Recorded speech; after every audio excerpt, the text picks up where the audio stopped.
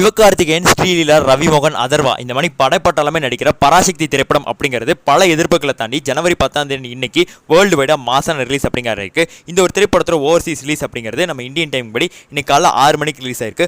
Overseas கூட நம்ம நண்பர்கள் இந்த ஒரு திரைப்படத்தை வந்து பார்த்துட்டு வராங்க.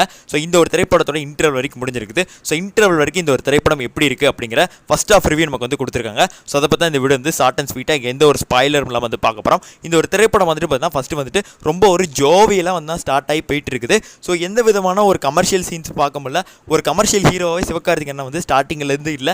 இது என்னமோ ஒரு சிவகார்த்திகேயனோட ஒரு பழைய படத்தை பார்த்த ஃபீல் தான் இருக்குது. நம்ம ஒரு கமர்ஷியல் எக்ஸ்பெக்டேஷன்ஸோட இவர் 25வது படம் போயிருந்தோம். ஸோ அந்த மணிக்கு சாட்டிஸ்ஃபை கொடுக்கல. பட் நல்லா இல்லைன்னு சொல்ல முடியாது. நல்லா தான் இருந்து அந்த மணிக்கு வந்து எல்லாருமே வந்து நம்ம எக்ஸ்பெக்ட் பண்ணி போயிட்டு இருக்காங்க. படத்தில் எந்த விதமான லேகும் இல்லை, டீசெண்டாக வந்து தான் போயிட்டு இருக்குது. பட்னா கிளைமேக்ஸ் வர வர இந்த ஒரு படத்தோடைய ஸ்பீடு வந்துட்டு பூஸ்ட் ஆகுது, கமர்ஷியலிட்டி வந்து கூடுது, அதே மணிக்கு நம்மளோட இனப்பற்றும் வந்துட்டு கூடுது. ஸோ அந்த மணிக்கு பயங்கர பீக்கில் போய் இன்டர்வல் வந்து முடிச்சிருக்காங்க. எனக்கு தெரிஞ்சதுக்கப்புறம் தான்டா படம் இருக்குது அந்த மணிக்கு வந்து அவங்க வந்து சொல்கிறாங்க. ஏன்னா சிவகார்த்திகேயனாவும் இதுக்கப்புறம் தான் வந்து பீக் அடிச்சிருக்காரு. அதை போன வீடியோ சொல்லி போகல அந்த டிரான்ஸ்ஃபர்மேஷன். அதே மணிக்கு ரவிமோகன் இது வரைக்கும் அவரோட வில்லனிசம் காட்டிகிட்டு இருக்காரு. இதுக்கப்புறம் கதாநாயகனில் வில்லன் அந்த மாதிரிக்கான ஒரு வில்லனிசம் வந்து காட்ட போகிறாரு. ஸோ அதனால் ஒரு வேறு லெவலில் ஒரு செகண்ட் ஹாஃப் வந்து அமைய போகுது. அதுக்கான செட்டப்பை வந்து சுதா கவுந்தர் வந்து சூப்பராக வந்து ஃபஸ்ட் ஹாஃபில் வந்து பண்ணியிருக்காங்க.